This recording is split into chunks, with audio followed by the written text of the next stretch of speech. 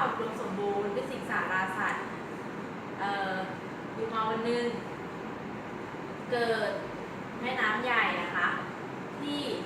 เข้ามาไหลเข้ามาอยู่ในหมู่บ้านนะคะจากที่เมื่อก่อนนะคะมีแผ่นดินนะคะที่อุดมสมบูรณ์ไปด้วยต้นไม้นะคะสิ่งสาราสัตว์ก็คือสัตว์ทางบกนะคะแต่ตอนนี้นะคะมีทะเลใหญ่นะคะพัดมาคือเหมือนมีอุทกภัยอะค่ะพัดมา7 วัน 7 คืนเพื่อทำให้ที่ป่าไม้แห่งนี้นะคะเป็นทะเลนะคะตอนนี้พอป่าไม้ที่อุดมสมบูรณ์เป็นทะเลนะคะชาวบ้านได้ให้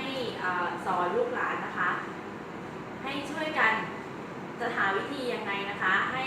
จับสัตว์ป่าได้หรือว่าเมื่อก่อนจับสัตว์ป่าใช่ไหมคะเดี๋ยวนี้พอน้ำมันท่วมอย่างเงี้ยเราก็ต้องจับสัตว์น้ำเราก็เลยคิดหาวิธีนะคะว่าเราจะจับสัตว์น้ำยังไงนะคะพออยู่มาวันนึงเขาก็ได้ไปจับสัตว์น้ำกันแล้ว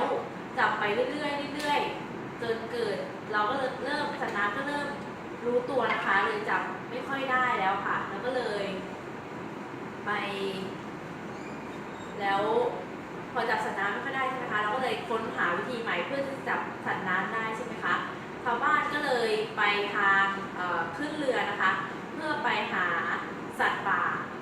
ขออภัยค่ะสัตว์น้ำในน้ำลึกนะคะไปแล้วเราก็ไปหาสัตว์น้ำพอไปหาสัตว์น้ำได้ปุ๊บก็เปรียบเสมือนจนกระทั่งสัตว์น้ำเหล่านั้นนะคะได้หลบหนีการซ่อนตัวไปอย่างง่ายดายชาวบ้านก็พากันหาวิธีเครื่องมือใหม่เพื่อจับสัตว์เลี้ยงนะคะในน้ำนั้นนะคะแล้วก็สอนลูกหลานให้เข้มแข็งนะคะให้รู้จักทำมาหากินกันทั้งวันทั้งคืนนะคะไม่ย่อท้อผู้เฒ่าผู้แก่นะคะในโลกในโลกนะคะเขาก็พูดกันว่าเห็นการเปลี่ยนแปลงของลูกหลานของโลกไหมประมาณนี้ค่ะประมาณว่าลูกหลานแต่ละรุ่นเนี่ยต้องเรียนรู้วิชาต่างๆตามยุคตามสมัย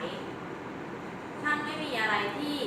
ไม่แน่แท้เสเหลือเกินก็เป็นเสมือนวิชาค่ะวิชาความรู้สมมุติว่าเมื่อ2 ปีที่แล้วมันยังไม่ได้พัฒนามาถึงตอนนี้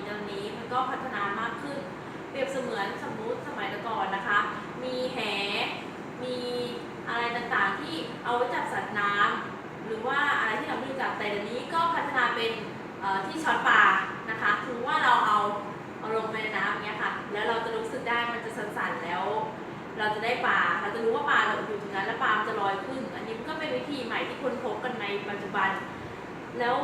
มีอีกหลายวิธีค่ะที่เราสามารถ